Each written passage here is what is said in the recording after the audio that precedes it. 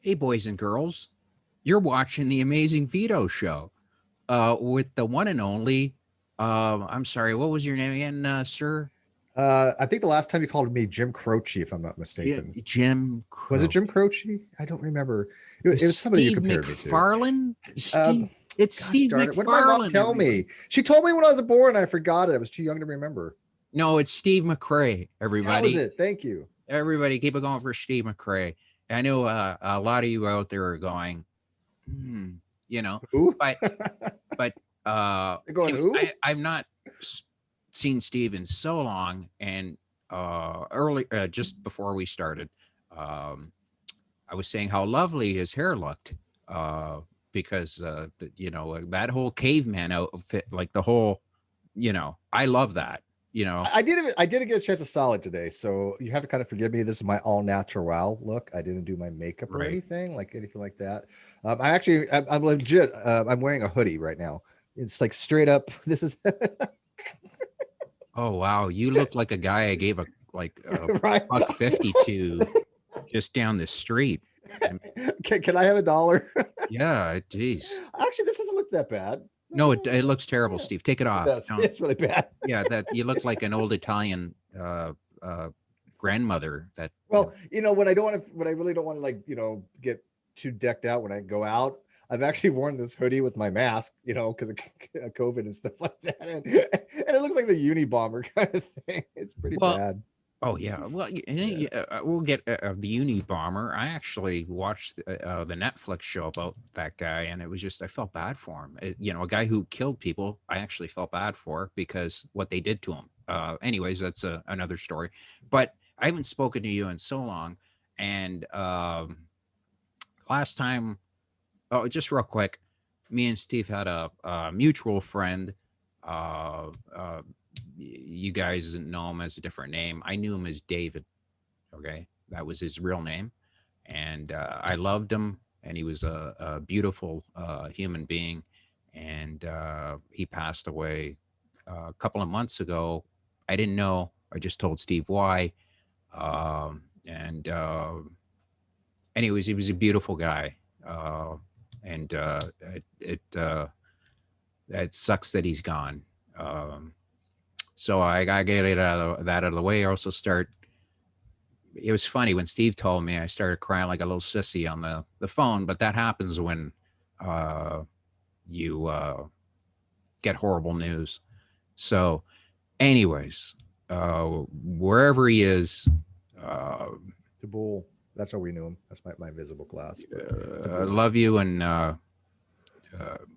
you know, I don't know. I'm agnostic, and I've said this before. Um, his son passed away when he was at a pool party, and that was a horrible conversation we had. And I hope that you see your son. I hope if whatever's there. I hope that you see him.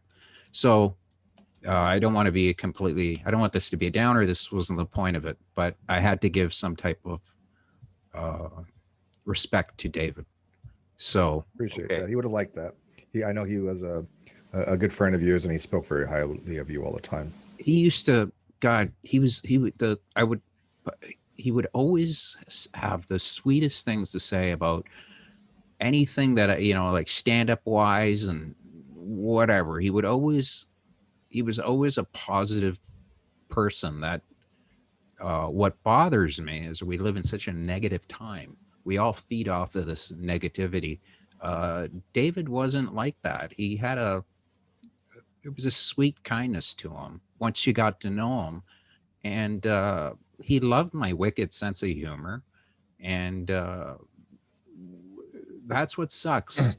What bothers me is that I'm not going to hear him anymore or have those conversations because he was always um, supportive, kind, and he would always try his best to help you.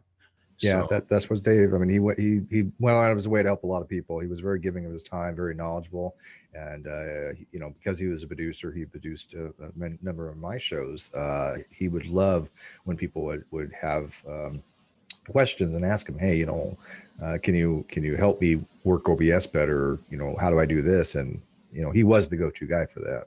Yeah. So yeah, that sucks. So we were supposed to do in the new year. He was going to help me out and fix up the bunker, uh, but didn't work out, and that's what it was quite the shock for me. It kind of threw me right off, and it had nothing to do about my show. I give a shit about that. I just the human being I worried about mostly. My goal was to go see him in Florida one day and just hang out. And I said, me and you were going to go to Disneyland together. And he was like, I'd love that. So that sucks. So, all right. Anyways, so I've known Steve for a long time, but we've lost track of each other. And Steve got a lot of flack that I thought was not called for when he did a show called the Non-Sequitur Show. And it was, can you explain the Non-Sequitur? You do it better than me. Sure, I can give it a shot. The Non-Sequitur Show was a podcast that started in 2017 with myself and Kyle Curtis that I had talked him into bringing to YouTube because I had some channels on YouTube before. And it just kind of took off. It was a pretty successful show. We had a lot of name recognizable guests. We had a lot of great discussions, a lot of great debates. But then at a certain point, Kyle decided to make the show about him and stole the channel, stole all the money, and then I had to take him to court. It's been a legal battle for about 2 years now. Yeah, I know. Like David kept me up to the loop. I'd ask him once in a while about it, and he would just say, what that guy was up to. And when you search stuff on the net, I remember seeing some guy called IROC or E-Rock. I don't know his name. I don't know. He had a weird name, but he was all like, Steve's not going to win this. And I'm just like, what are you talking about? Oh, I got that a lot. Oh, it's so funny because for the longest time, a lot of people were spewing so much misinformation, and deliberately so, right? These are age provocateurs, right? You have to remember that a lot of these people, they just enjoy trolling. They're LARPers, live action role play. They don't care about the verticality of the situation. They don't care about the truth. They're not interested in the truth. So all they do is they go out and they just deliberately put out misinformation. That's literally what they do for fun or whatever they do for views. Yeah, what bothered me though is I know that you made a huge sacrifice to get that show going, and I know that it was you weren't living like a king. Oh yeah, no, my tax return for 2018 or 17. You don't have to say it. I know. Was low. I mean, I made very little money. I was relying on the fact that he was going to pay me, and I kept asking him, "Where's the money? Where's the books?" And but you know what was heartbreaking? That money you were going to help out your kid. Well, yeah, it was what was okay. So I had talked to my baby's mom and my daughter and said, look, here's all the information for this. There's going to be residuals because there's, how many videos was on there, and a popular channel, no matter what happens, if the channel stays popular, you still have residuals from all those videos. They still actually make some money for some considerable amount of time. And so I was like, anything that happens to me or whatever, I want those residuals to go to my daughter. That was for forever, right? I mean, I'm not going to be around for, how long? I'm 51. So if I get another 20 years out of it, great. But, let's be realistic. Most people, go to their 60s or something. But I was like, but planning at least for something for her, no matter what, because I thought it was going to be a very successful channel. We were on pace to break 100,000, no problem. And we would have gone to probably 250,000 subs at some point, right? And that's a lot of residuals, I think. Yeah, of course. Yeah, for sure. I mean, somebody said, well, maybe just a few $100s a month. I'm like, well, that's a few $100s a month that my daughter could use for spending stuff, Yeah, that was quite the, see, when you told me you were going to hook up with that guy, Dave told me, and I saw a video of him and I said, the guy's a snake. He's just a snake, man. Like I just know, parasites, I'm not saying this to make you feel good or piss you off. No, you were right. I mean, I can't deny that fact. I told David, maybe I had a little conversation with you about it, and you kind of brushed it off and thought, no, no, things are going to go well. I know a snake. Okay. It's just people that, Steve, what happened to me, I did a show with a guy. I gave him the keys to give him the, the passwords, everything. And I thought, you know, it'll be 50-50. You just show me how much we're making and all this crap. He wouldn't show me anything for about a month. I let it go. I told him, you got one more month to go. And it's very hard to do a show with somebody when you're going, I'm not getting paid. And I know this guy's getting the coinage. Okay. So I don't understand what the problem is here. So I told him, we're done until I see, and I think he gave me $200 and he made well over 10 grand off of it. Yeah, that's kind of what we had. We had $60,000 in profit, give or take. And he said, okay, wait till this date, wait till this date, wait till taxes. I have all this in evidence, right? I have all the emails, correspondence. Dave knew full well. I even told Dave, hey, look, this was before we went to court. I was like, hey, he's not showing me the financials. Where are the financials? I've asked for the books. He won't give me anything. He won't give me the name of the accountant. And Dave was concerned too. And then we got my friend Reg Rhetoric, who is intricately involved with the show, involved. And he finally said, look, you've got to have a talk with him. You can't let this go on forever, right? Because as you noted, you said, okay, you're going to give people time. And so I knew if I had to talk with him that it would not go well. And it didn't. And he basically cut me and the producer, Bullinator, out of the channel against our contract. We did have a verbal contract, which is not a written contract. People have said, well, Steve said he had a contract. I've always said we had a verbal contract. I've never said it was writing. I said it's a verbal contract that has been solidified in writing in the emails. I have numerous places where he talks about the partnership 50-50. I mean, this has long been established. And, that was the last show that we did together because he was unwilling to give us the books. And I couldn't go on like that. I was like, look, how are you going to pay me money if I don't even know how much I'm owed? I don't know how you would even think that's reasonable. Come to find out that he spent it all was the reason why he never showed the books. He didn't keep the accurate records. He spent it all on trips. He spent it on computer gear. He spent it on clothing. He spent it on, some people have said on drugs, be that as may, I'm not saying one way or another whether he did, but that's, what people are saying. But there was no money to be had. And so he basically embezzled, but the civil tort for that is called fraudulent conversion. And he was found liable in court for fraudulent conversion. Yeah. No, I remember I tuned in when Red was trying to have you guys talk to try and have a conversation. And yeah, it was just like he's a snake, he's just a little snake. And yeah, it's a shame because the channel had so much potential. Like, I don't understand that,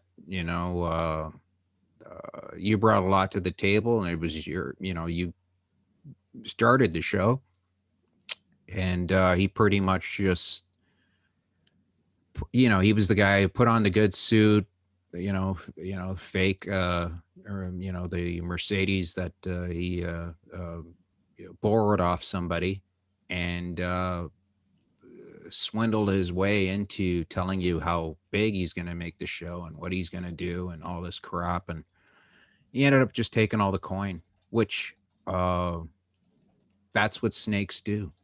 They lie to you, they use you, and then when he was supposed to give you back your show, and he ended up just being a sniveling little weasel about that too. So I hope that okay, so screw him.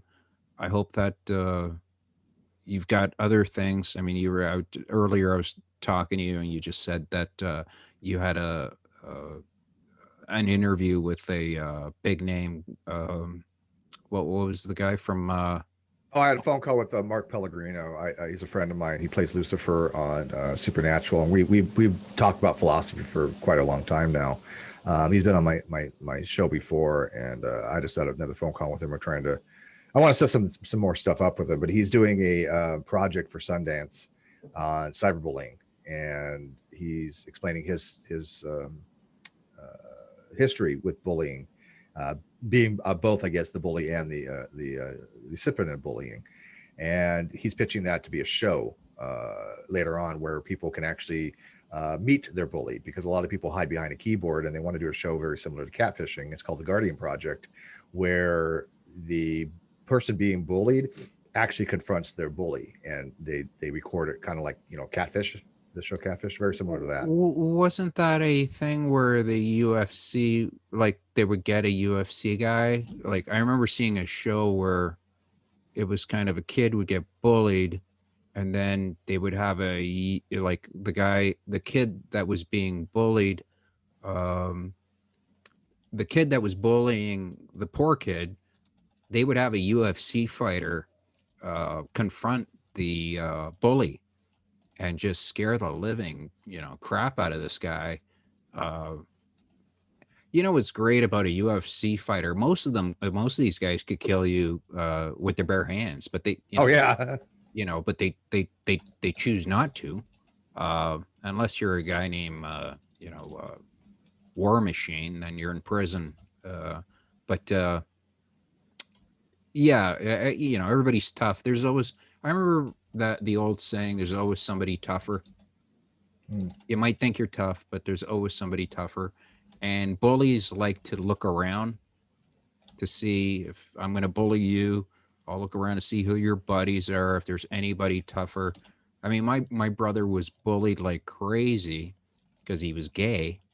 And we're so opposite that once people knew that I was his brother, they knew that I would beat the living shit out of them, no problem. Yeah, well, like you said, there's always somebody bigger, badder, and better, right? Right. So a lot of guys were just like, "Oh, that guy, he's your brother, the guy who the insane one, that guy's your brother." Okay, because we're so opposite that it would throw people out. We went to two totally different. He went to a Catholic school. I went to a public school because I thought the public school girls would be easier. But turns out the Catholic chicks were. Yeah, I've heard that before. Yeah, in my day, it was the Mormon girls, supposedly. Who was the the Mormon girls, the bishop's Mormon daughter. girls? Yeah, the bishop's daughter kind of thing, right? Were they really?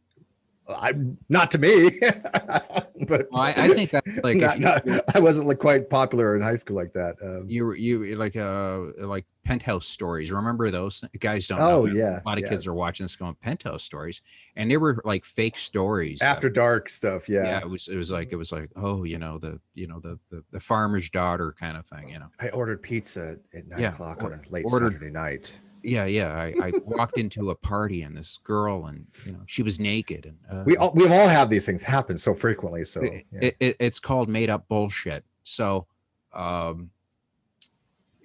anyways, So getting back to the bullying thing, what bothered me was you were one of the first guys. I remember when there was a kid, Keaton, that was bullied, and I just said I got to do a show about this because it just wasn't fair.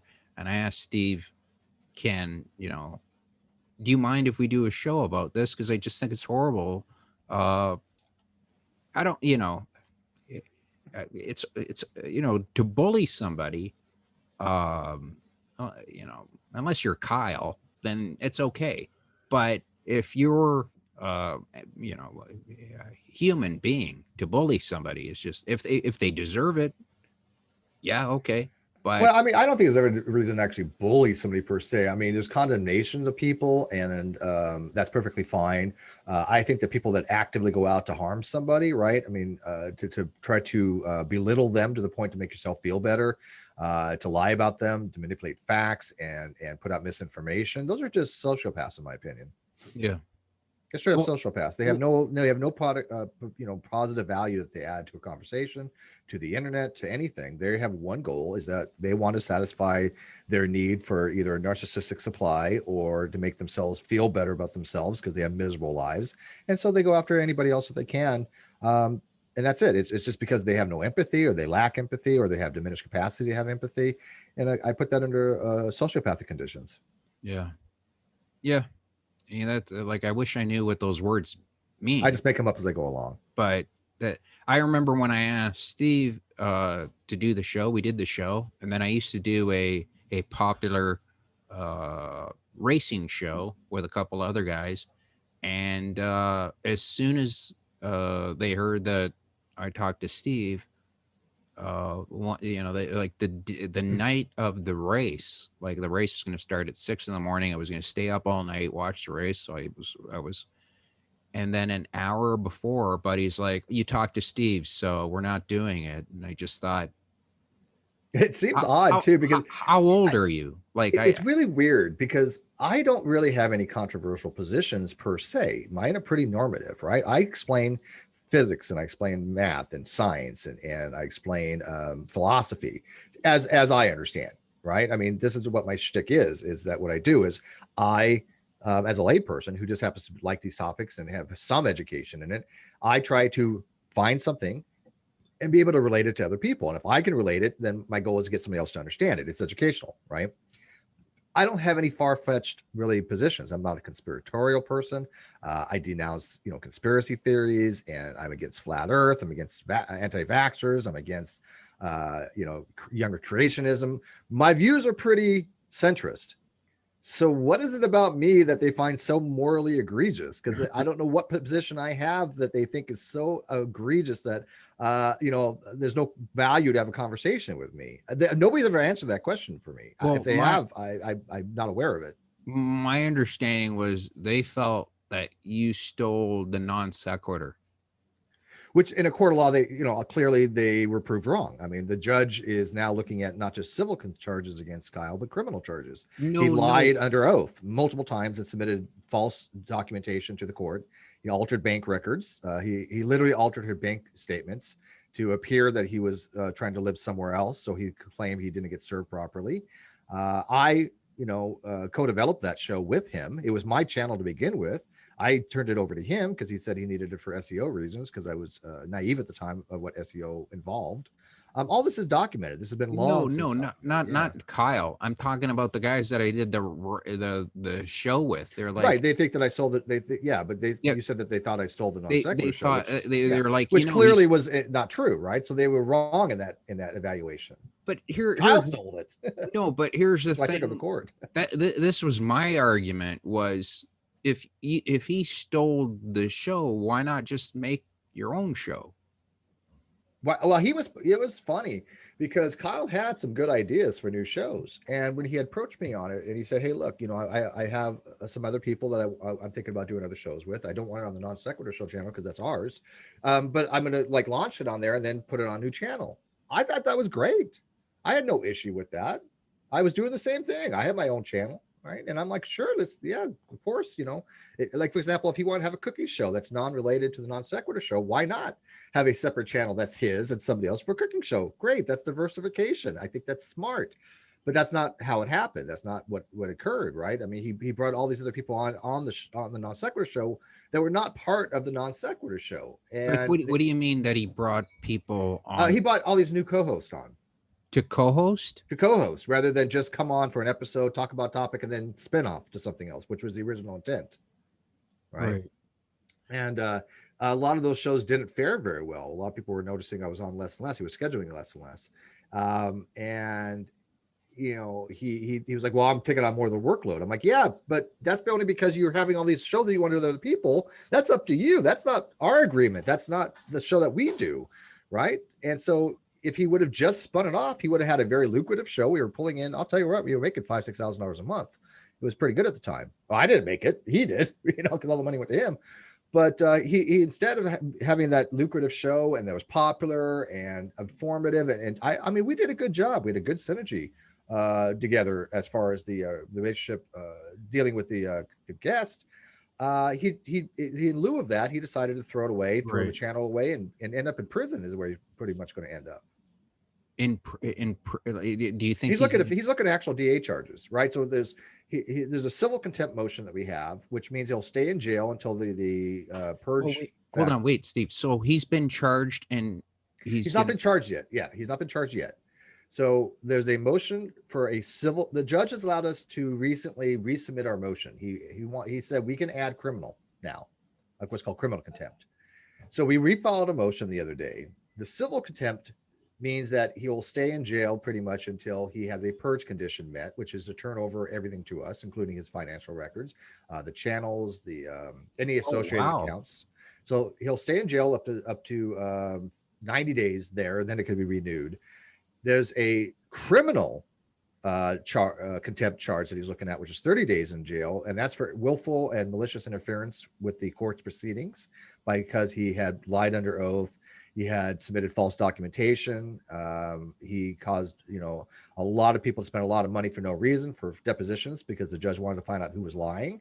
He had found out it was Kyle that was lying. This has been well established, and he also is probably going to turn over the case to the DA, district attorney, North Carolina, for prosecution for perjury, forgery, and submission of altered evidence is what we're hoping for. Oh, wow. Yeah. Because those are criminal charges, right? Those are separate from the criminal contempt. The criminal contempt means that the judge will find him in violation of an interference with the court rules, the malicious interference. Oh, wow. I didn't know that. Yeah, so he's looking at jail for that and then prison for the charges if he gets convicted on those, if it goes to the DA, which I'm pretty sure it will. I honestly didn't know that. I thought that he got away scot-free. Oh no. No. He's going to be he's going to jail at some point. It's almost a given at this point. The judge wants him to jail. Matter of fact, the judge had told his lawyer. It's funny if I can kind of give you a little bit of history. He didn't have a lawyer, and so he was pro se most of the time. And when you're pro se, you tend to make legal mistakes. And he basically had contradicting of statements. He had little contradictions in his statements prior to him getting a lawyer. And somebody had a fundraiser. They literally had a $6,000 fundraiser for him to get a lawyer under the guise that I had him improperly served and maliciously and tort interference. That I went out of my way to have him improperly served so I could get a default judgment, which is absolutely insane. Nobody ever would do that, right? And nobody spends money to initiate a court case from the get-go to have somebody improperly served. That's not how it works. You want somebody properly served, you're suing them, right? Right. So he concocted the story that he was improperly served because he was living with somebody else and not the right address. And it's long, ridiculous story that they've come to find out he never actually moved. It was a complete lie. But the courts have to determine does that reach the statute of criminal what's called criminal contempt. Now, I believe he will, absolutely. So it's not that he's getting away scot-free because the judge allowed us to have a motion on that. And we've already submitted that, and I'm sure that the judge will say, yeah, he's in violation of a criminal court. But here's the thing: that lawyer that he got for $6,000, she quit on him. So they had a fraudulent fundraiser on false pretense. They got a lawyer for him, and then the lawyer quit because he had lied to her and to the court, and she did what's called a withdrawal. But she kept the $6,000. Oh, she kept the retainer. Yeah. I guess. It's hilarious. Everybody's making money except you. Right. I'm in the wrong thing. Right. Yeah. I got to find a different line of work here. No, it's just that to me just sums up society in general. It's just instead of, you had a beautiful thing where you both could have made money. I remember you asked me saying, hey, you want to come on and interview a comic or whatever, and I thought, okay, that would be cool. But you always had great ideas. You always seemed like you were that was your baby. You worked really, really hard on it, and I always thought, okay, this is what bothers me is why can't you both could have been sitting pretty if you just, if it was just, hey, like a real partnership, like a partnership where you go, hey, we made $100, we got to pay Boole, whatever his rate is, but just say, it's $20 a show for him. I'm just throwing out a number, and then you both split $40, Yeah, that's the way I wanted it, right? right? Like, Exactly. But like that's how it should. you and I know this, right? We exactly. This should Like, have been like that why destroy the golden goose? That's because of ego. It was straight up ego and narcissism. what He thought, ego, though. The whole show well, was about having people, philosophers, come on and but Kyle, okay, let's be realistic. Kyle was not a philosophical person. He didn't know these topics very well. I think people would all agree he hated philosophy. He was not there to have in-depth conversation with somebody on any kind of technical level. That's where I kind of came in, even though I'm not extremely technical in these fields. I have an ability to communicate with people of a technical nature and explain it to the other people. That's it. But he thought the show was about him, right? I mean, he was being told this by people. Oh, you got to get rid of Steve. Steve's dragging down the show, and he only listened to what's called. It's funny because he doesn't understand philosophy. There's something called small sample size, right? And so he only got a small sample. small sample size. What are you talking about? What, can you see me? Yeah, I can see you. Yeah, he's a legit small sample size. So he only listened to a handful of people, not listening to the thousands of other people that disagreed with that, right? Because he had a few people that just didn't like me personally, and that's why they were telling him, "Hey, you're the show. Get rid of Steve, and your ratings will go up," kind of things. I firmly believe this was the case, by the way. But How stupid. yeah, he didn't But the funny thing is, I ended up being correct because the day after he did this, all the comments were negative. They were, I mean, just obliterating him. 8,000 people. Well, it was something between. It started out like I think 6,000, then it went like 7 or 8,000 people unsubscribed, and they came over to my channel. I remember that. I Yeah. So remember I mean, it was definitely the case that he was wrong. He was like, "Well, let's take it to the court of public opinion." That's what we told Reds and I. Oh, well, let's let the people decide. If this is fair and stuff like that. I'm like, oh, I'm definitely going to make this public. And I was thinking to myself, once I make this public, the show's over because it's going to show him to be the shitbag that he is. right. And I have a video of him actually. It's called The Death of the Non-Sequitur Show, and then the actual discussion we had afterwards was the last time I actually talked to him, of him literally saying, "Yes, we had a contract, but I'm changing the terms of the contract. It's going to be this, this, and this." And I'm like trying to explain to him, "Look, you cannot unilaterally change the conditions of a contract." Yeah. And he didn't understand this. He didn't care. It's like, "Sue me." This was what he said. "Sue me." Now I had all this recorded. Right, Bullinator was recording it because we were in a V call, and there's no expectation of privacy there. Those calls can be recorded. We often record them for little blurbs and little things, special things like for Patreons like that. So right. a lot of times we did record the pre-show. This time we were recording this, and I'm like, look, once I release this, and I told him, look, I'm recording this. I'm going to release this. He's like, oh, I don't care. Go for it. I'm like, do you understand how bad you look when you're telling a partner that, yes, we had a 50-50 partnership. It wasn't perpetuity. It was this. But you know what? I don't care. I'm going to change the agreement and you can sue me. How does that really look in the court of public opinion? Well, then, do you think he was on drugs? Like cocaine and stuff? It is my personal opinion that he was not in the right frame of mind. How about that? Because it just doesn't seem that's like, what I'm going to say about that. It just doesn't seem like, everybody has, their side of the story. But when you show it all, when you look at the whole thing, you're going, Steve really got screwed here. And David. I mean, they just got absolutely, again, it's always this thing where you just go, why destroy something good? Something that, I mean, it's a business. It would be like us having a business, and I go, hey, Steve, I got an idea.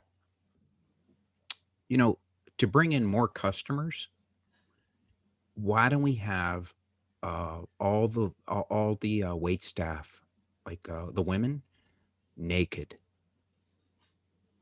And you're like, well, it's a family restaurant. Okay. And I'm like, yeah, but check it out. naked. And you would go, okay, are you on drugs? It might work in Because San Francisco or Florida. yeah, Might be, yeah, but okay, yeah, well, at least you would listen to me. If you came yeah, up to yeah. me and said that to me, I'd go, hey, Steve, stop with the drugs, okay? I don't screw around with the business, okay? Because it's starting to annoy me, Yeah. like, Well, that's what we did. We were trying to explain to him, look, the way the direction you're going with the channel is not the direction that yeah, I you. remember that. Yeah, I mean, Bullinator, myself, Reds, Dave McGinnis, other people had all had told him, look, you're going in the wrong direction here, and he was being told by other people that again disliked me that he was going in the right direction, and we're like, look, you're taking bad advice here. Uh, and of course, we end up being correct. He took horrible advice. He didn't know the ramifications of his actions. He didn't think that I had the ability at the time to sue him, which was true. I honestly didn't, but I also, I have a friend who was a well-off friend who said, he was going to finance it, and he wanted to finance it because of justice. He wanted to see Kyle not get away with screwing over me and the fans. And, thank God for him that, he was in a position to be able to do so. But Kyle was not expecting that, right? He didn't plan ahead. He didn't think of of the possible things that could happen, and so him thinking, oh well, I'm just going to get rid of Steve. Steve has no recourse besides going to public opinion, which, by the way, I knew would destroy the show because most people don't like scumbags. Most people don't like to see people steal and get away with committing crimes. So I knew that because I knew my audience, they were not going to put up with this. Well, Right? what I liked is, and Red, I have no idea why you blocked me. Even David couldn't understand that. I have no idea. I didn't know. Honestly, I don't even know how he knows you.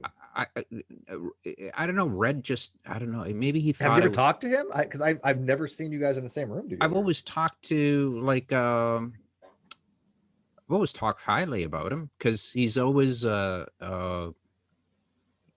see, again, you could get your story, you get Kyle's story, but when Red came in and he would break down the story and explain how it happened, he's not taking sides.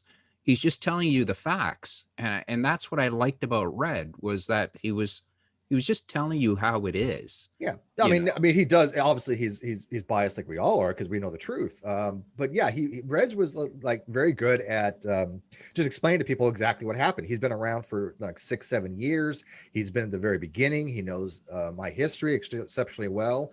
And he knows that everything I put out has been the case. I mean, I told people at the very beginning, I'm going to be transparent as shit. I'm going to tell you all this stuff about the case. At the time, it may not make sense because it is an ongoing litigation. I get that.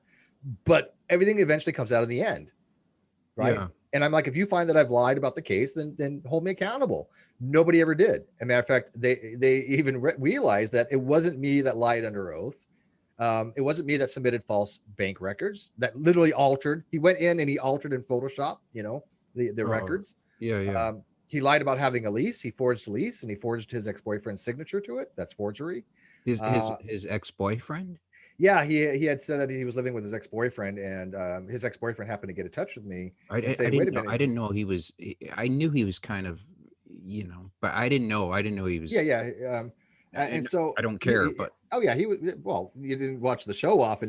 We had a lot of show about gay rights and things of that nature, which we agreed upon. It's funny. I mean, there was never an issue there. I actually supported everything that he would talk about when it came to the gay, lesbian, and transgender rights. But he where was it going with that? about about. I'm sorry. When the whole thing about you said something about his ex-boyfriend. I Oh didn't yeah, yeah, know yeah. that. The I didn't lease. know that. That's why Yeah. that. Sorry. When you get my Sorry. age, you have a very linear train of thought. So his ex-boyfriend got a hold of me and said, "Look, he never lived with me. He would stay with me a few days, but he always lived with his mom." And I'm like, "Well, what about the lease?" He's like, "What lease?" And I showed him a copy of the lease. He's like, I never signed that. That's completely fabricated." So we got a deposition from him. We had an affidavit from him, and the court ordered I want him deposed under oath with the court recorder and the lawyers. He did, and Ben testified. Look, this is forged. This is not my signature. He never lived with me. Come to find out, that was the case. And Kyle never moved. That's why he altered his bank records. He altered. In fact, so bad that he actually did this. I'm not even fronting. We weren't able to get this in before, but we were able to get it in yesterday or the day before yesterday. He had submitted to the court a screenshot of his Amazon account, saying that it was delivered to his boyfriend's address on August 8th, I believe it was, of 2019. It was or 2020, I think it was. Yeah, I'll go 2020. I don't remember, but just say August 19th, right? First of all, that doesn't even show that he was living, or August 8th. It doesn't show that he was living there. It just means that he had something delivered to that address, right? So I don't know what he was thinking. But come to find out, that account had not been opened until 6 months later. And so it was opened on December 26th, I believe, or 29th of 2020. That's what it was. And he ordered it on the January 5th of 2021, I think it was. And so he basically backdated it to make it appear that he had ordered it like 6 months earlier and forged that. Yeah, but that's what I mean about somebody being on drugs, because who in the right mind would try to do something like that? Yeah, exactly. Yeah. Like, no, my lawyer had never seen anything like this. And I even know a guy that does appellate court legal stuff, and he even said, "Look, I've seen witnesses do a lot of stuff and lie, but I've never seen somebody forge this amount of stuff just to say they didn't live somewhere to get out of a default judgment." He's like, "That's unheard of." Matter of fact, this case might be talked about, in legal courtroom one of these days, that, hey, this person, Kyle Curtis submitted altered records in order to get out of a default judgment. Have you ever seen him, like physically seen him? I've never been in person with him. No. I mean, physically seen him in the show. Like physically, have you ever seen him? I've never been in the same room with him. Because the guy that screwed me over, I told him I'm coming over to the house, right? And he lived about half an hour away from me, and he wouldn't answer the door. But I'm not condoning violence, but I'm just saying people are very different when you're face to face with them.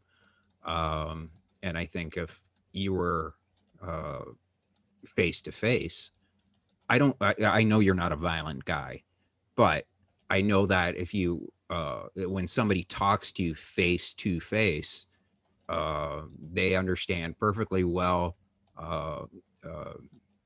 where you're coming from, what's going on, and there's no sugarcoating it. It's just, and there was no sugarcoating going back and forth when you were doing the show with them.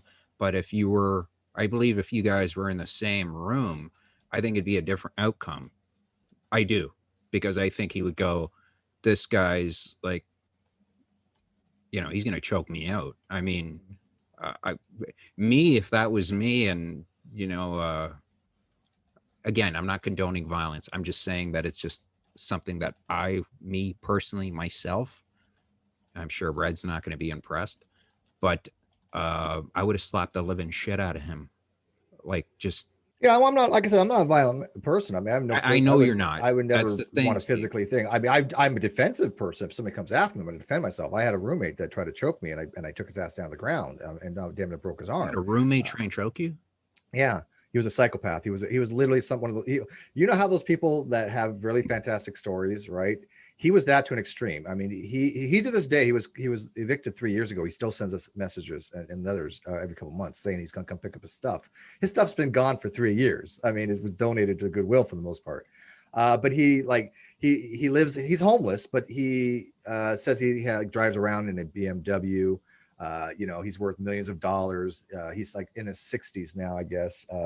And says that the Olympic Committee has been bugging him to come join the Olympics because they said he can win like 5 world gold medals. I mean, he's one of those people that really has mental problems. Yeah.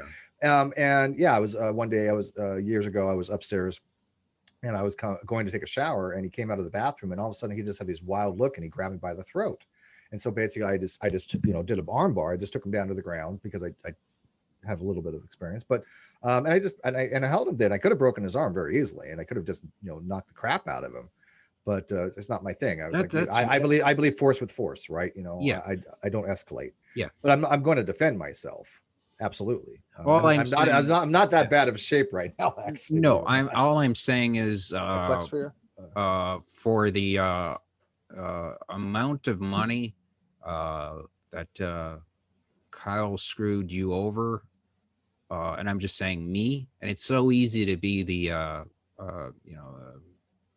to sit back and and watch and say, this is what I would have done, this is what I would have done, unless you're in that in that circle. You have a million and one things going through your mind, where you're, first of all, you're like, I can't believe this has happened. Like how the hell, how did we get to this? Yeah. Oh, yeah. You know what I mean? It's like, shocking, right? Because you're thinking, okay, because we're rational people. I've known you for quite some time. I've never seen you be irrational. You try to have rational, coherent positions and thoughts. I respect that. So as rational people, we think to ourselves, okay, do you choose between a lucrative show that's doing very well, that's popular and getting, it's been mentioned in articles. Yeah. By the way, our case has been mentioned in Forbes.com. Many blogs have been written about us. I was very jealous. Do you have that, right? Or do you throw it away to spend time in jail and lose everything? Which do you decide to do? A rational agent's probably going to go with this one. Yeah. Right? You would think. That's what I mean by he must have been on drugs or still on drugs, because I've dealt with people that are on drugs, and it's not fun, Steve. I'll tell you what, I'll let your audience decide that. But if you go back and watch some of his videos of his jaw and his agitation, the cocaine jaw, where you do, it's called gurning. Yeah. So I'll let the audience decide that. I mean, do I have people that have told me certain things? Of course, but I'm going to keep that kind of unrelated. No, I understand, but I'm just saying that when you're dealing with somebody that's on drugs, you cannot, they'll say one thing and then the next day they do something completely different. And if you have a plan, if I sit there and I say, we have to do something together, or we got to go to the museum on Saturday, right? We got to go to the museum. So, and then all of a sudden Saturday comes along, and you're nowhere to be found. And when I talk to you, I call you, I'm like, Steve, I'm outside your door. What the hell are you doing? We're supposed to go to the museum. You're like, museum? What? Right. So what you're saying is that I fully agree with you. People that tend to be on drugs to that extreme, right, when you're so dependent, tend to have certain types of similar characteristics. Unreliability, you can't depend on them. They lie frequently. I've honestly, I don't remember ever meeting a meth user that didn't lie. I don't know if it's even possible, because my experience, everybody who's been on meth lies. So yeah, I mean, you throw away rationality when you become an addict like that. And so we don't expect them to make rational decisions, right? Because that's pretty normative for hardcore drug users. They just tend not to be rational, dependable people, right? I mean, at least in my experience. Yeah, and that's all I'm saying. I'm saying he could watch this and go, how dare you say I'm going to sue you for being, saying I'm on drugs. But pal, the way it's your opinion. You're not stating it as a fact. You're saying his opinion. The way it still wouldn't matter. Yeah, like the way Buddy's behaving, I would just sit there and go, and I've seen guys on, drugs, and it's just, I'll say this, he's alluded to it is a fact. I'm an objective person, so there's objective facts. So the audience is aware. I mean, it's not a guilt by like history, but to show there's a reason why you have reasons to believe that he was convicted for cocaine possession. Okay. So, I mean, he did do drugs at one time. That is the absolute fact. That's not any kind of defamatory thing. That's already on court record. But it doesn't prove that he was on drugs when all this was going on. Right. He got nailed. I got nailed with oregano. Well, that's some hardcore stuff, man. I don't mess around with oregano. This is a true story, Steve. Like I just to go off on a little, that I would go to the school, and I was in grade 11 when I was 35. And I would go to this in class, and I would sell oregano, uh, and guys thought it was dope. And they would You go, can actually get in trouble for that, though, believe it this or is not. great. This, no, you can't. Well, back, I'm talking, this is over 30, Yeah. over 30. I was This is 16. good stuff, man. Where'd you get this stuff from, man? Oh my. This is like 35 years ago. Yeah. So, because I remember my dad found it in my leather jacket, and he goes, he doesn't know, and he sees his bag, and he grabs me, right, when I had hair like you, but it looked better, and he grabbed me by the back of my head. First, he beat this, like, slapped me around, which, being, an Italian father, that's like affection. That's showing, he showed affection. Absolutely. That's Italian love. Yeah. And he grabbed me and goes, let's go. And I go, what are you doing? What are you doing? And he throws me in the car, driving along, and he's going, I'm not going to have a drug dealer as a son. And he's slapping the shit out of me man, we hit every light. Every time that car came to a stop, I'm like, please, let's get to 21 Division. And I kept saying, Dad, it's not drugs. It's not drugs. And he goes, I'm not going to have a druggie in my house. A drug dealer slaps, anyways. So we get to 21 Division. Again, we go in. As soon as we go in through the doors, my father goes to the officers sitting at the desk. He goes, my dad goes to him, I want you to arrest my son. He's selling drugs. And he throws the bag of oregano on the table, and he slaps me. And and the cop looks at it, and he was just like, he opens up the bag, and he goes, I can't arrest your son. And my dad goes, why not? Like, he was pissed off that I couldn't get arrested. And he goes, this is oregano, and it's not against the law to have a bag of oregano.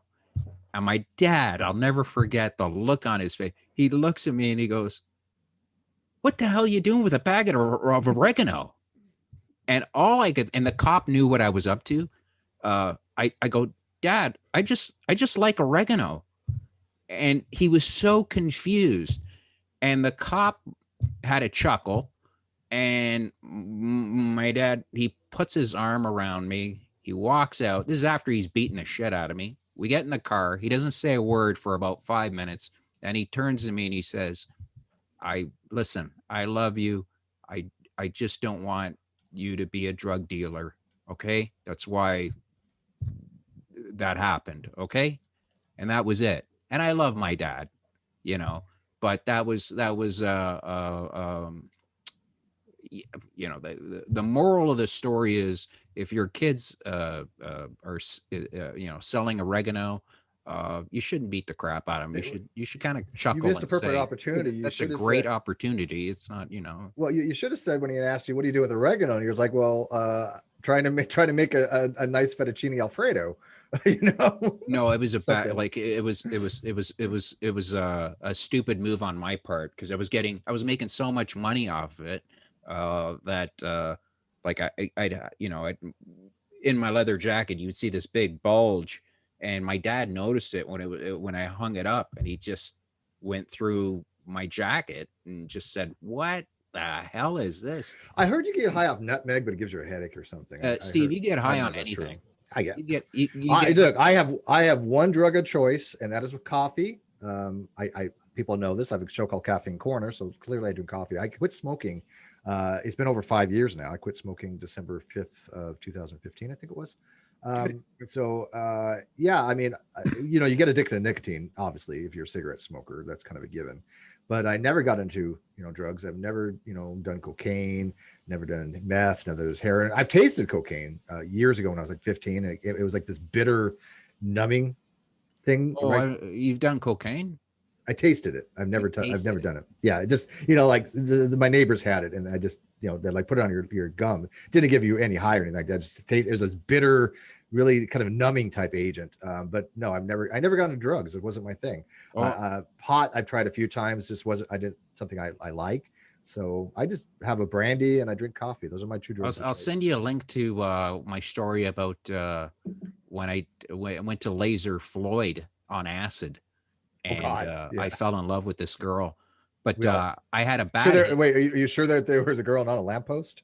Well, you watch. Well, I'll send you the link, and then I'll The put the link. lamppost that got away. I'll put the link, and then you'll see the story. You'll understand. Gotcha. You shouldn't do acid. But I remember coming home once from a show. Um, it was at a concert, and I ended up. Remember those those men that you would as a kid? Did you ever have like a parachute guy you would throw in the air, and it would be like a parachute? It'd be Like an a army GI guy. Joe. Yeah, Parachute? it would be an army guy. It would only be GI like Joe this Marine, big. yeah. Mm-hmm. Okay, so I for 6 hours, like in my bed, this little army guy in a parachute would land down my feet and then run up my chest with a bayonet. And then as he got right up to here, up, I'd close my eyes, and then it would start all over again. And then that was the last time I did acid. I was like, so was it like, would you drop it or do you lick it, or they were like sublingual? it was like little, it was like little pieces of, it was like paper. Yeah. And you would stick it under your tongue. Yeah. And Sublingual, then that's how, because I was like, I'd be too afraid of a bad trip. I've had lucid dreams all my life. Oh, it was a bad trip. Yeah, I couldn't even imagine that. And that's what see. Here's the thing: I don't like things that last very long. This is why I haven't really drank in a very long time. I'll have a little bit of brandy, but I have not been drunk in a couple of years. I used to have a show called Rum and Coke Night, and I still do it occasionally, but I don't even drink that much on Right. that. But I don't like the long-term effects, especially the next day, because as you get older, I got to tell you, it is much more difficult to recover from a hangover. It's just it's biologically more difficult. So I don't like that feeling of being drunk. I don't like the feeling of being intoxicated for a long period of time. And so something like an acid trip where it lasts for like 12 hours, I wouldn't be. Oh, dude, I had to go to work. Like Yeah. I got like at 6 a.m. I was still, The very few times I tried pot, I tried once for medical grade marijuana several years ago, and I was fucking high for 3 days. On pot? I was literally high for 3 days from eating a medical grade brownie. Then they had something else in it, Steve. Pot? No, I've talked to people that say that completely has happened. For somebody who doesn't smoke it or anything like that, and you have that much THC for edible, yeah, it's quite completely possible. And yeah, for 3 days I was miserable. It was sucky. I didn't like it. I had to go to work. It was bad. Yeah, and we got to do a show together where we do edibles. We talk about like really sophisticated stuff for the first half hour. Then all of a sudden, when it hits us, we just go, "Hey, check this out. Hey man, hey, look, man, I got a magic cup, dude. Hey, you want to see me, dude? Oh, that would freak me out, right? I would think you were a demon. I'd be like, he's a demon. He's a demon. I will suck your soul from your skull. You want to see me juggle? You want to see me juggle these? Go for it, man. I have no talent. All right. Do you want to see me juggle? Because 3 balls are easy. Do you want to see me juggle 5 balls? Hey, man, you can have as many balls in your hand as you want. Right, I don't judge.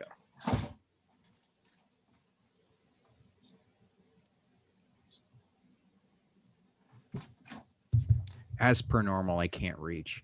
So, all right. So, anyways, that's kind of anticlimactic.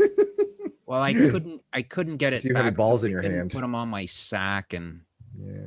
Well, they smell funny now. So they smell like failure. I look, shower more often is what I would just say. I'm very jealous of the lid, man. I am. All right. Well, let's get back to making fun of. So what do you think are you going to be done with the show, and are you going to start it all over again? Well, I mean, I've already kind of, reached the conclusion I'll never have the show and the channel back. Kyle's never going to give it back. It's just an ego thing with him, right? It's the only thing that he has to hold over. And now, is he doing the show? No, that would be criminal at this point. It's called spoliation. So that'd be additional things that would be added. So he's barred from actually doing anything with the show. But at that point, my justice is going to be what's called retributive rather than restorative for the most part. Now, there'll be a monetary settlement. We are going to be asking for well over 6 digits, and so long as he's working, we can tap into that. Now, it's not a garnishment state; we can't garnish in North Carolina, but there's other ways that North Carolina has through the legal system in order to get funds from a civil lawsuit. So as long as he has a job, we can get money. So I mean, I don't see how he can live without a job, but I mean, when he does get a job, he's working now. So I mean, yeah. So there'll be ways of getting money from him. Yeah, But I want the jail more than anything at this point. well, I to me, I mean, if you're getting, if you're looking at jail time, me personally, I would just sit there and go, like, I don't want to go to jail. And yeah, he spent a year in prison before. I mean, he's a convicted felon. He's gone to prison. Yeah, he got busted for cocaine. Well, what happened was he got convicted on breaking and entering for a church. A church. Yeah, yeah. Again, this is public record. This is public record. I thought I was evil. Well, I knew all about this. He was very forthright when we met about this, so it wasn't like he was hiding any of this. I didn't find any kind of deception there. What the record was correct. But he broke into a church, and then on probation, he got violated for cocaine possession. So I think he had 2 felonies, one for the cocaine possession, one for the breaking and entering, if I'm not mistaken. But then he had like 5 failure to appears. But yeah, so I mean, he has that history there clearly, and so he knows the jail system, and he's willing to go back to jail rather than turn everything over. He'll sit in jail for a civil contempt charge up to 1 year. Then it has to be new things brought to light, which, by the way, we can probably do. So in theory, he can go to jail pretty much indefinitely until he obeys the court order. But Steve, if like I had a buddy that went to jail because he had so many traffic tickets, and they told him either you pay, I can't remember the amount, but it was a lot of money, and they said you go to jail for it was 3 days. Mm-hmm. And he was like, hey man, it's 3 days jail, no problem. So he ended up going to jail, but going to jail for a year is totally different than 3 days. Here's the thing. It's almost a given. If he's found in contempt, criminal contempt, the judge has already told him he's going to basically, in no uncertain terms, throw the book at him. He said he even told his lawyer, look, does your client know the consequences of his actions such that the longer this goes, the worse it's going to be for him? And when we have him in front of us, that he's not going home that night. The judge literally told his lawyer, tell your client he's not going home that night, basically, which means he's going to be arrested. Is that, Yeah. But criminal contempt is 30 days. And so because the judge allowed us to file a motion to include criminal contempt, right? It's a given that he's going to find him in criminal contempt. I mean, why would he want us to renew the motion in order to include that if that's not what he's already going to find? Telling him, look, I'm going to find you in contempt. You're in the last motion or the last status report, he had told his lawyer he's basically violating the court order. That's contempt. He's saying, look, does your client know that the court ruling is in, quote, full effect? And she's like, yes, my client understands this. And he's like, okay. So it's almost a given he'll get 30 days for the criminal contempt. That I don't see how any way he can get out of that at this point. Okay, but if he goes to jail, does he still owe you the money? Or absolutely, yeah, that's completely independent. So he would still go to jail and still owe you the money? Absolutely, yes. Wow. His decisions, man. I mean, here's the thing. This is the funniest thing, and let's get this on record because I really want people to realize that this is his own doing. Fun fact, and I'll give him good advice. I've always given him good advice. If he turns everything over that we have asked for, he could not be found civilly in contempt, right? It could not be. So he would avoid any kind of civil contempt and prison for that, or jail actually would it be. So he would avoid that. It would weigh more towards alleviation of the criminal contempt. I don't think he could get out of it, but he might be able to get the judge's consideration on it. I doubt it at this point because of the flagrant nature of the contempt, but he could try. But it would purge the civil contempt, right? And also, since he's going to be prosecuted probably from the DA, it would probably help them there too, because there's a no-win situation for him. He might as well turn everything over and at least get rid of the civil contempt, because he can sit in jail indefinitely on a civil contempt if we keep renewing and saying, well, he's violated this, he's violating this, he's in contempt here. We can keep filing motions on that. Yeah. And so, yeah, he has nothing to gain except his own ego, but that's fine because I know him well enough to know he's a narcissist, and yeah, he's not going to turn everything over. He'd rather sit in jail. And so I want you to know that this is his decision. He could get out of this if he wanted to. It's all on him. We're not doing anything. It's all his decision. And he likes that, though. He likes the fact that he has control. It feeds his narcissism. That it's his decision, but he's going to decide to rot in jail, probably, then obey the court order. That's how obstinate he is. That's fine. That is absolutely, to me, it just doesn't seem like somebody that's, seems not all there, like is not in. If you think about this, man, if he was willing to forge a lease, forge bank records, forge Amazon things, he forged Zelle records too. If he was willing to forge all those things and lie in a deposition when his own lawyer had asked him, would you lie about this? Do you know the severities if you lie under a deposition? It is perjury. It's not just, a false statement and affidavit that, can kind of be questionable. It is the judge wanted him to be deposed under oath and see if he lied in order to sustain a absolute clear case of perjury.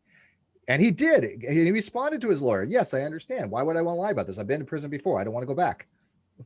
He literally lied to his lawyer in a deposition. That's one of his reasons why the lawyer withdrew. The lawyer said, look, right. I can't represent a client that's this not honest.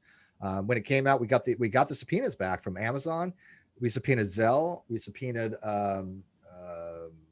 Discovery. All came back that it was forged.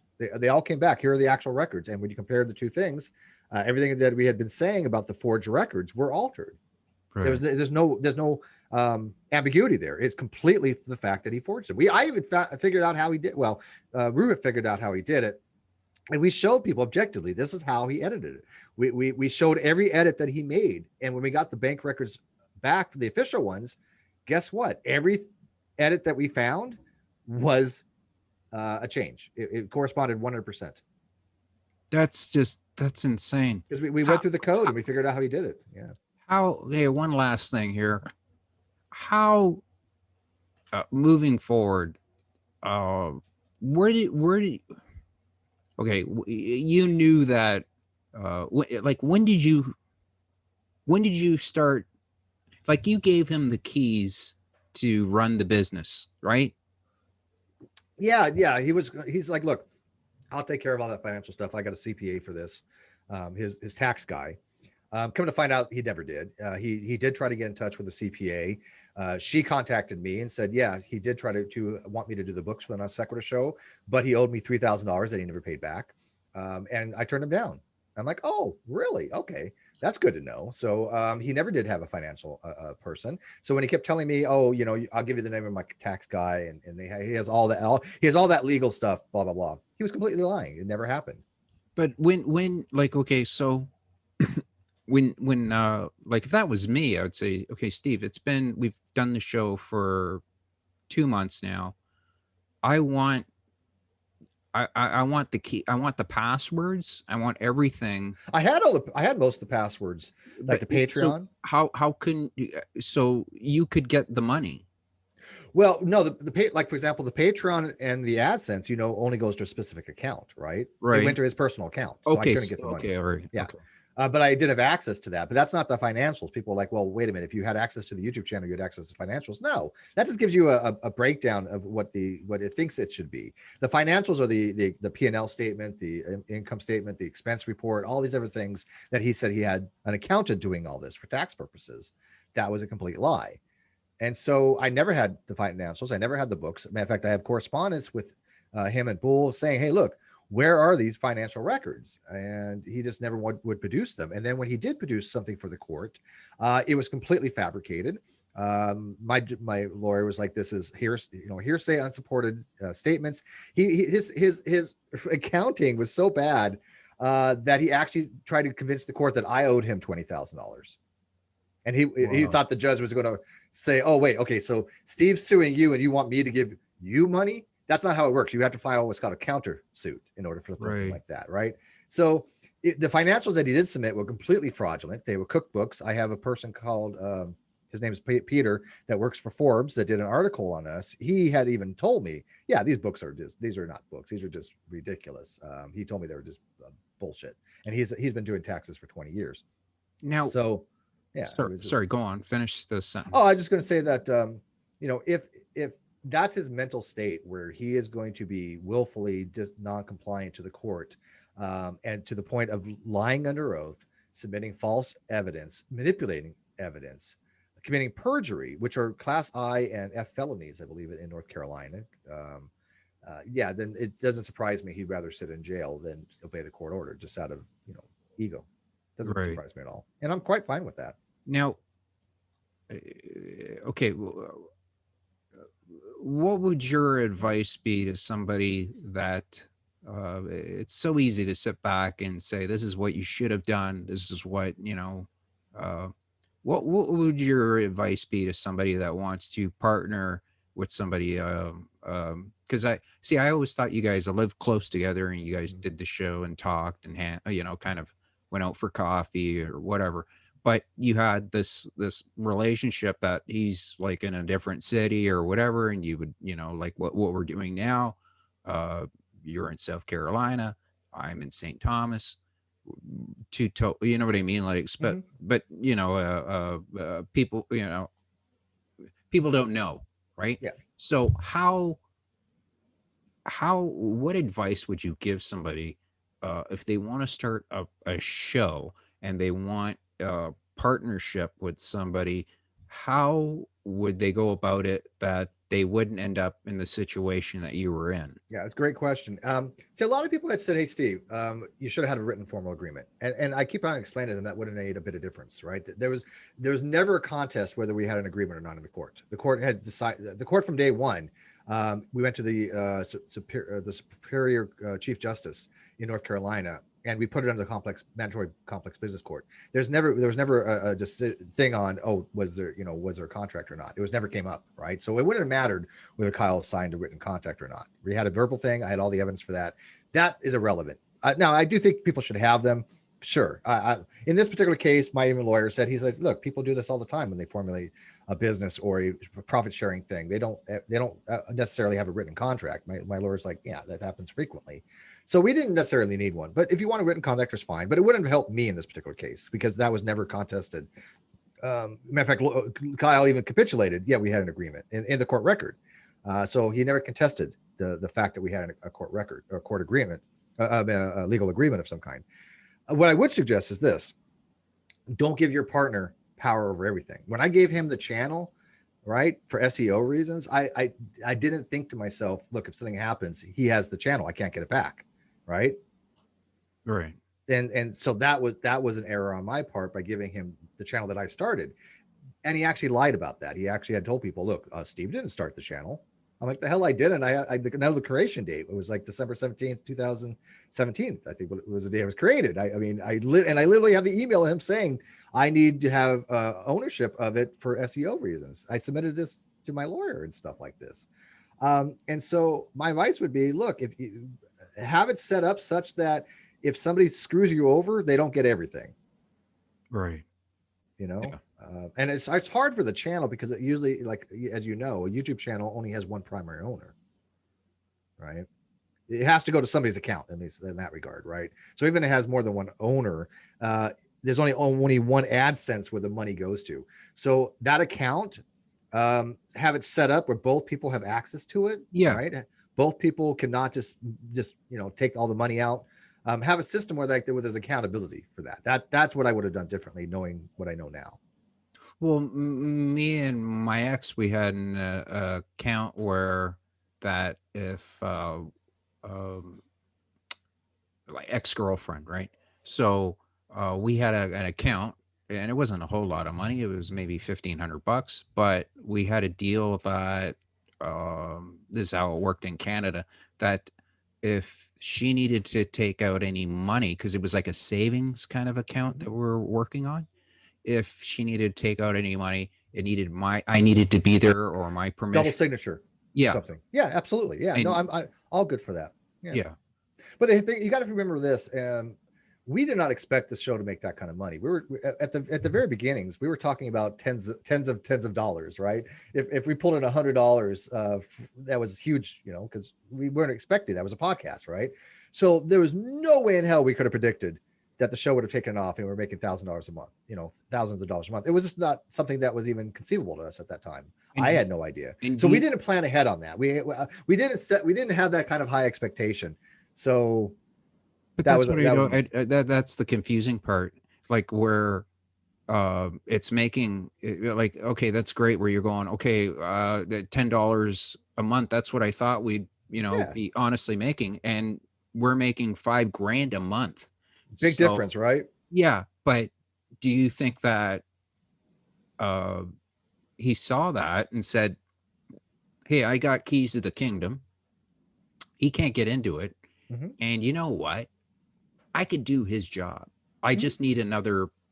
Yeah, absolutely. That's what I think happened. I You mean, he know, saw you know what I mean? if we had 33,000 subs on that channel and we're pulling in several $1,000s a month. It fluctuated a lot. It wasn't always like $5,000, but I mean, for the most part, it was a couple $1,000s a month because you had Patreon, which was almost $2,000 a month. Then you had ad revenue, and then you had AdSense revenue from super chats and things of that nature. So there was and then he also had Teespring. And by the way, he flat out took the Teespring, right? And there was my idea. I went to him and said, look, I have ideas for Teespring, and we do this, this, and this. And he's like, oh, this is great. Never heard of this before. And then I have him on video going, oh, I'm taking 100% of the profit from Teespring. I'm like, what? It was my idea. Yeah.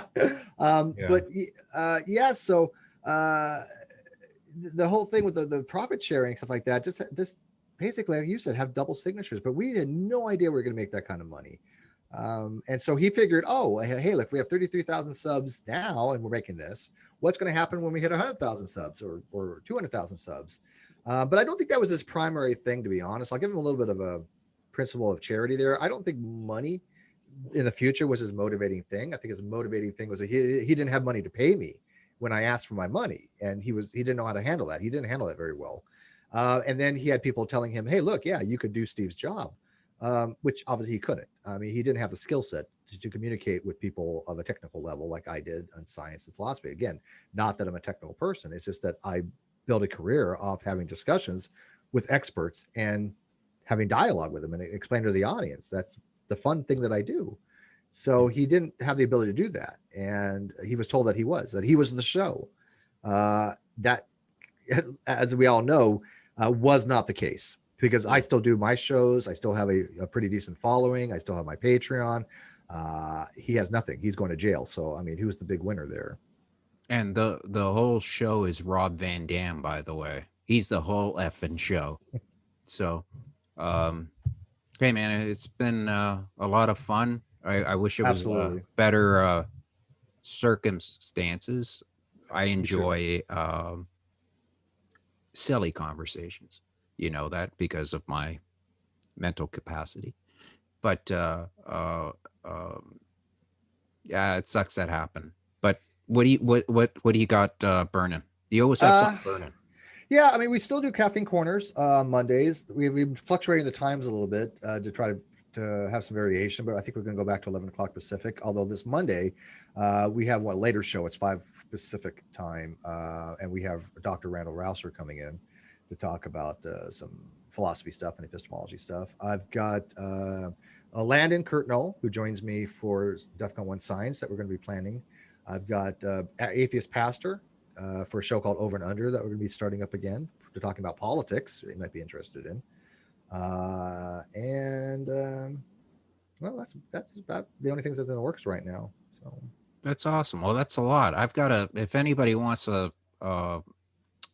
I'll be talking to a real life swinger on Monday, talking about the swinging lifestyle. And before I was talking to Steve, I like to research, and wow, incredible. So if you guys are interested, watch that show. And it's all about the swinging lifestyle and how she started. So I want to thank you for your time. um, I wish again, I wish it was better circumstances, but it's very, I think if people watch this, I think it's, uh, what can go wrong, in a partnership when, the other person,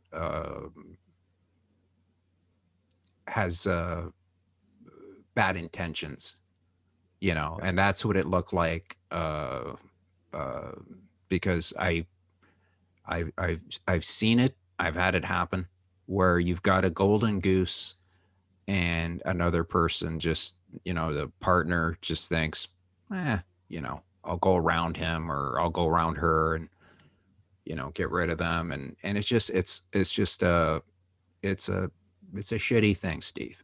You And I know that. appreciate it, man. And I look, man, I, I I, appreciate all the support you've given.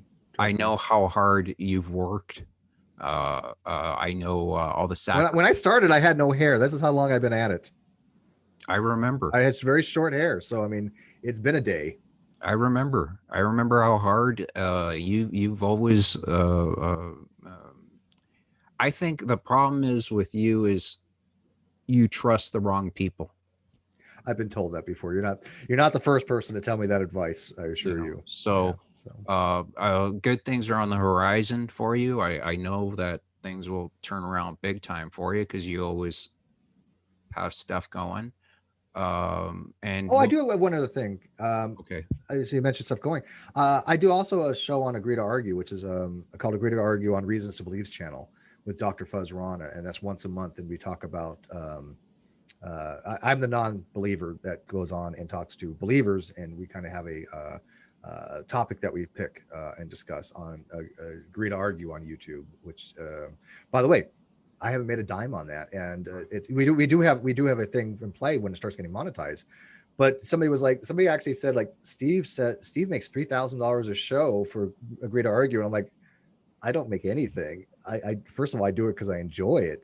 I don't make a single dime, but once it gets monetized, we have something in place. But it's a minor amount, right? I mean, it's just almost like an appearance fee, if yeah. anything. I'm not making bank off this stuff. I mean, how much I got reimbursed $10 last time for heading down to the studios because we were going to actually have it in studio. They have an actual television studio in the building. And I got reimbursed $10, but that's the only money I've ever gotten. So I do this because I enjoy it. I do it You because do. Yeah, I know fun. you do. Yeah. That's the thing, and I think that's what people. That's why I think the non sequitur was always popular was because you actually enjoyed the Very much so. conversations, and they were very interesting conversations, Thank you. and you always gave. If you had a guest on, or you would never disrespect them or call them Well, stupid. flat earthers. Yeah, okay, that's a totally different, you know. Thank you. But I'm not that much of a I know, saint. So but I remember watching that where it took you a while to get to that point of yeah, just, yeah, it takes a while, yeah. but you've always been very fair, and you're very knowledgeable when it comes to certain topics that I would have no, you know, uh, clue. Uh, but I do enjoy watching you I work, appreciate that.